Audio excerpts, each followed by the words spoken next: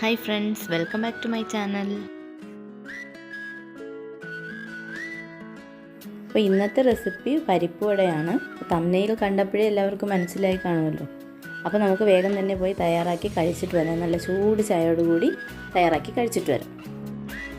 വീഡിയോയിലേക്ക് കടക്കുന്നതിന് മുമ്പ് ഇതുവരെ എൻ്റെ ചാനൽ ആരും സബ്സ്ക്രൈബ് ചെയ്തിട്ടില്ലെങ്കിൽ ആ റെഡ് കളറിൽ കാണുന്ന സബ്സ്ക്രൈബ് ബട്ടൺ ഒന്ന് പ്രസ് ചെയ്തേക്കണേ. കൂടെ കാണുന്ന ബെല്ലൈക്കൺ കൂടി ഒന്ന് പ്രസ് ചെയ്താൽ നിങ്ങൾക്ക് ഞാൻ അപ്ലോഡ് ചെയ്യുന്ന വീഡിയോസിൻ്റെ നോട്ടിഫിക്കേഷൻ കിട്ടുന്നതായിരിക്കും. അപ്പോൾ ഇതിനായിട്ട് ഞാൻ 1 കപ്പ് ചനാ ദാലാണ് എടുത്തിട്ടുള്ളത്. ഇതിനെ ഞാൻ ഒരു 3-4 മണിക്കൂർ, മാക്സിമം 4 മണിക്കൂർ മതി, അതൊന്ന് വെള്ളത്തിലിട്ടൊന്ന് കുതിർത്തെടുത്തതാണ്. കുതിർത്ത ശേഷം നന്നായിട്ട് കഴുകിയെടുത്തതാണ്. ഇനി നമുക്കിതിനെ ഒരു ബ്ലെൻഡറിലോട്ട് ആഡ് ചെയ്ത് കൊടുക്കാം. അപ്പോൾ ഞാൻ ആഡ് ചെയ്ത് കൊടുത്തതിൽ നിന്നും 1 ടേബിൾ സ്പൂൺ മാറ്റി വയ്ക്കുന്നുണ്ട്. അത് നമുക്ക് ലാസ്റ്റ് ചേർക്കാൻ വേണം. അതൊന്ന് അങ്ങോട്ട് മാറ്റി വയ്ക്കാം. ഇനി ഞാൻ ഇതിലേക്ക് ഒരു ചെറിയ പീസ് ഇഞ്ചി കൂടി ചേർത്ത് കൊടുക്കുന്നുണ്ട്. അതിനെ ചെറുതായിട്ടൊന്ന് കട്ട് ചെയ്ത് ഇതിലേക്ക് അങ്ങ് ഇട്ട് കൊടുക്കാം. ഇനി ഇതിലേക്ക് ഒരു 2 പച്ചമുളക് കൂടി ചെറുതായിട്ടൊന്ന് കട്ട് ചെയ്തിട്ട് കൊടുക്കാം. ഇനി ഞാൻ ഇതിലേക്ക് ഒരു 2 വറ്റൽമുളക് കൂടി ചേർത്ത് കൊടുക്കുന്നുണ്ട്. 1 ടീസ്പൂൺ പെരിഞ്ജീരകം കൂടി ചേർത്ത് കൊടുക്കാം. ഇനി ഇതിനെ നമുക്ക് നന്നായിട്ടൊന്ന് അരച്ചെടുത്തിട്ട് വരാം. നല്ല ഫൈനായിട്ട് അരച്ചെടുക്കുന്നത് ഈ ഒരു പരുവത്തിൽ വേണം നമുക്കിട്ട്. ഇനി നമ്മൾ ആദ്യം മാറ്റി വെച്ച 1 ടേബിൾ സ്പൂൺ ചനാ ദാൽ കൂടി ഇതിലേക്ക് ചേർത്ത് കൊടുത്ത ശേഷം നമുക്ക് ഒന്ന് മിക്സ് ചെയ്തെടുക്കാം. ഇനി ഞാൻ ഇതിലേക്ക് കുറച്ച് കറി ലീവ്സ് കൂടി ഒന്ന് കൈകൊണ്ട് ഇതുപോലെ ഒന്ന് കീറി ഇട്ട് കൊടുക്കുകയാണ്. അതുകൂടി ഒന്ന് ചേർത്ത് കൊടുക്കാം.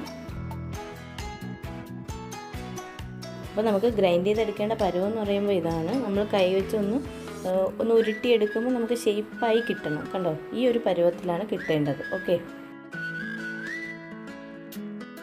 ഇനി ഞാൻ ഇതിലേക്ക് ഒരു വലിയ സവാള ചെറുതായിട്ടൊന്ന് ചോപ്പ് ചെയ്തെടുത്ത് ചേർത്ത് കൊടുക്കുന്നുണ്ട്. നന്നായിട്ട് ചോപ്പ് ചെയ്യുക, ചെറുതായിട്ട്, ഇല്ലെങ്കിൽ നമ്മൾ ഷേപ്പ് ചെയ്തെടുക്കുമ്പോൾ അത് പൊട്ടിപ്പോവും. ഇനി നമുക്ക് ആവശ്യത്തിനുള്ള ഉപ്പ് കൂടി ചേർത്ത് കൊടുക്കാം.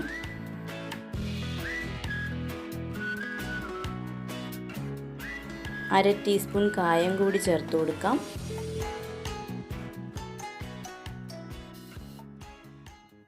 ഇനി ഇതിനെ നമുക്ക് കൈ ഉപയോഗിച്ച് നന്നായിട്ട് എല്ലാം കൂടി ഒന്ന് മിക്സ് ചെയ്തെടുക്കാം. ഇപ്പോൾ ഞാൻ നന്നായിട്ട് മിക്സ് ചെയ്തെടുത്തിട്ടുണ്ട്. ഇനി നമുക്കിതിനെ ഷേപ്പ് ചെയ്തെടുക്കാം. ഇതുപോലെ കൈ ഉപയോഗിച്ച് ചെയ്താൽ മതി. ഒരു ലെമൺ സൈസ് വലുപ്പത്തിലെടുക്കാം. ഇതുപോലെ ഒന്ന് ഉരുട്ടിയെടുത്ത ശേഷം നമ്മൾ കട്ട്ലറ്റൊക്കെ തയ്യാറാക്കുന്നത് പോലെ ഒന്ന് പരത്തിയെടുക്കാം. ഇതുപോലെ കൈ വെച്ച് അമർത്തി ഒന്ന് പരത്തിയെടുക്കാം. നമ്മുടെ സെൻറ്റർ ഒന്നും പരത്തരുത്. സെൻറ്റർ നല്ല പൊങ്ങിയിരിക്കണം. ആ സൈഡ് മാത്രം ഒന്ന് പരത്തി നമ്മുടെ പരിപ്പ് വടയുടെ ഷേപ്പിൽ ആക്കിയെടുക്കാം. ഇതുപോലെ ബാക്കിയെല്ലാം നമുക്ക് ഷേപ്പ് ചെയ്തെടുക്കാം.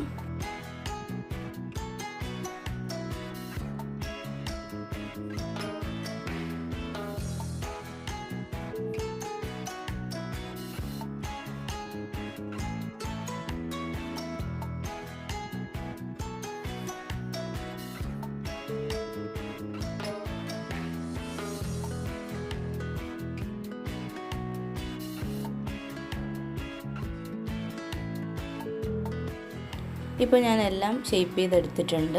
കണ്ടോ. ഇനി നമുക്കിതിനെ ഫ്രൈ ചെയ്തെടുക്കണം. ഒരു പാനിൽ കുറച്ച് ഓയിലൊന്ന് ചൂടാക്കാൻ വയ്ക്കാം. ഇപ്പോൾ ഓയിലൊക്കെ ചൂടായി വന്നിട്ടുണ്ട്. ഇടുമ്പോൾ ഒന്ന് സൂക്ഷിച്ചിടാം, അല്ലെങ്കിൽ അതിൻ്റെ സൈഡിൽ നിന്നൊക്കെ ഇളകി പോവും. അപ്പോൾ നമുക്ക് പതിയെ ഒന്ന് വെച്ച് കൊടുത്താൽ മതി. എന്നിട്ട് ഫ്രൈ ചെയ്തെടുക്കാം. നമുക്ക് 2 സൈഡും നന്നായി കളർ ചേഞ്ച് ആകുമ്പോൾ മാത്രമേ എണ്ണയിൽ നിന്ന് കോരി മാറ്റാവൂ.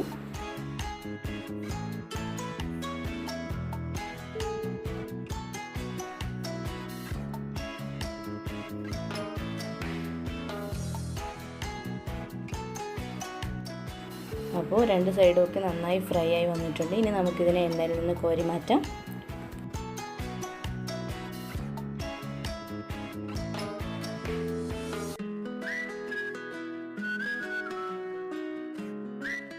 ഇതുപോലെ ബാക്കിയുള്ളതെല്ലാം ഫ്രൈ ചെയ്തെടുക്കാം.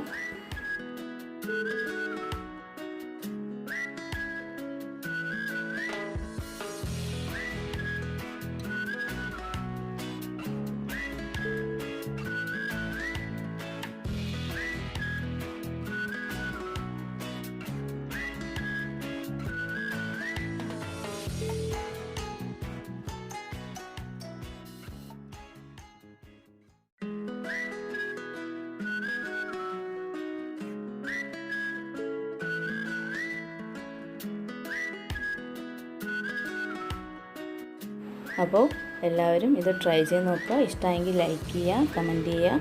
Thanks for watching.